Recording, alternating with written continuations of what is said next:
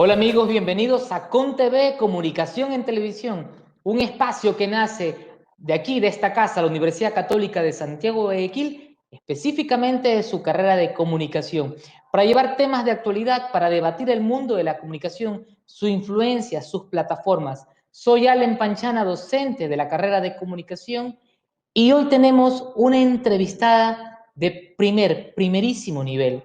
Se trata de la doctora Patricia Estupiñán de Urbano, un referente del periodismo en el país, una profesional, no quiero decir cuánto tiempo, seguramente doctora, pero son más de cuatro Así es. décadas de experiencia y además quien no ha leído y quien no ha aprendido. He tenido el gusto y el honor de haber trabajado en algún tiempo cuando colaboraba con Revista Vistazo y para mí este espacio que usted está aquí dándonos una voz crítica en este momento, aunque creo que el periodismo, doctora Urbano, es importante en cualquier momento de la historia del planeta, de la historia de la humanidad. Sí, yo creo que a pesar de las nuevas, que con las nuevas tecnologías se ha pensado que el periodismo ha perdido espacio, pero yo creo que más vale, hoy es cuando más se necesita el periodismo, porque las redes sociales han dado la voz a todo, a muchas personas y a la creencia de que, porque lo digo yo es verdad, y entonces hace falta esta formación periodística donde se sopesan todos los lados de una historia, de una noticia, para que salga por lo menos de una manera imparcial, en el que no se distorsione demasiado la verdad. Entonces, creo que el periodismo tiene un rol preponderante en esta era donde hay un exceso de noticias y de noticias falsas y que nos corresponde ser como esa voz crítica, diciendo en el sentido de crítica, de análisis, de pensar para decir, bueno, esto es lo trascendente, esto es lo que más se acerca a la verdad. Y que es necesario e importante el periodismo en esta era, a pesar Doc- de que otros dicen que ya perdió su espacio. No, está más vigente que nunca. Querida doctora, cuando usted habla de esa distorsión de la verdad, ¿cree que se debe a este mar de información o desinformación que tenemos? Quiero poner un poco en contexto mi apreciación, porque ahora como todos podemos tener acceso a poner nuestro punto de vista, opinión sin argumentación, por cierto, en cualquier red social o cualquier escenario, ¿se genera eso, causa la distorsión a la que usted se refiere? Bueno, yo digo, siempre, a mí me encanta ese pensamiento de Humberto Eco, que decía que antiguamente resultaba que en las tabernas todo el mundo se reunía, todo el mundo daba su opinión y el que estaba distorsionando las cosas lo hacían callar y pare de contar, pero no salía más allá de las tabernas. Lo que sucede ahora es que las redes sociales han amplificado la opinión de todo el mundo y no todas las opiniones tienen el mismo peso ni el mismo valor, porque hay opiniones que son informadas, que se sustentan en un análisis científico y otras que simplemente porque a mí se me ocurrió. En la pandemia, por ejemplo, eh, ¿cuántas muertes han ocurrido? Pienso en el Perú, porque la gente comenzó a difundir que el tratamiento de X químico daba resultado en el combate al COVID. Y esa opinión en las redes sociales tenía a veces mucho más likes, más seguidores que la opinión de un experto. Y entonces ese suele ser el problema principal de las redes sociales, que han nivelado las opiniones de todo el mundo y que han matado la argumentación.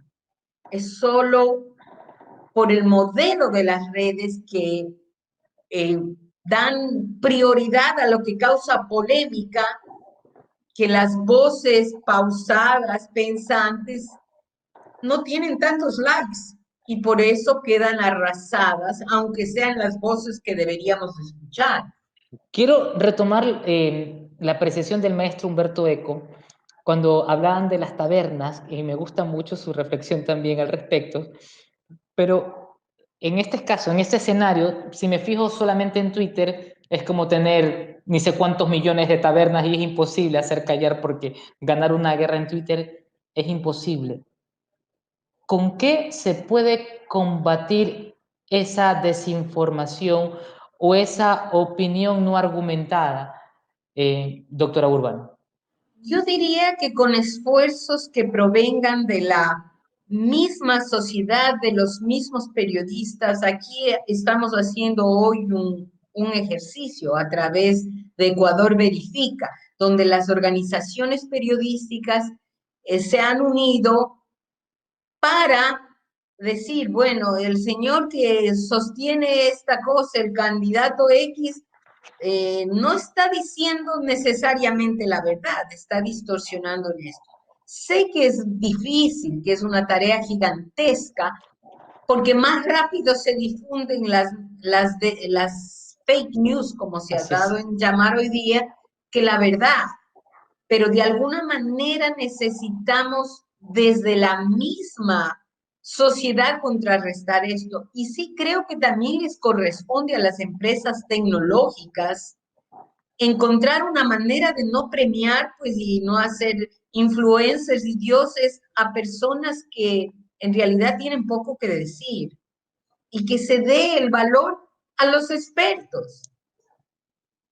Doctora, cuando usted habla de que se ha nivelado la información, y esto es algo que se ha tendido a llamar democratizar la información, el acceso a la información o a su difusión, pero tal vez puede ser positivo que haya más voces, pero también hay un aspecto negativo que repercute, porque cualquiera, y cuando digo cualquiera, con todo el respeto del mundo, cualquiera puede decir algo, pero no soy una voz autorizada. Hay una máxima que sobre todo enseñan en las escuelas gringas de periodismo, cuando dice, valida la fuente. Si vas a hacer algo, valida la fuente. Fulano de tal puede decir algo porque es experto en esa área, valida la fuente. Entonces, esto de democratizar no me ayuda validando esa fuente necesariamente, ¿no? No, pero la gente debe aprender que son opiniones y que detrás de eso no necesariamente hay argumentos. El problema principal para mí sigue siendo ese algoritmo que premia lo que causa más emoción positiva o negativa y que no necesariamente es la verdad. Entonces, ese es el problema de hoy. Con esto no quiero decir que hay que regular las redes sociales, pero sí debería haber una consecuencia de juicios civiles para quienes destruyen a las personas sin fundamento.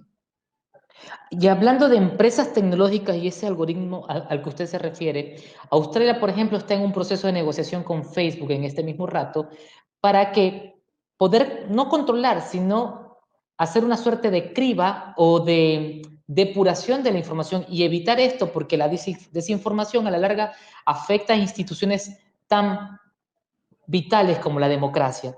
Entonces, no es una regulación, usted lo aclara, que no es lo que está pidiendo, sino qué sería en este mismo rato y una corresponsabilidad tanto de los estados, gobiernos, permitir que tal empresa tecnológica opere acá, pero bajo ciertos mínimos, bajo ciertos parámetros.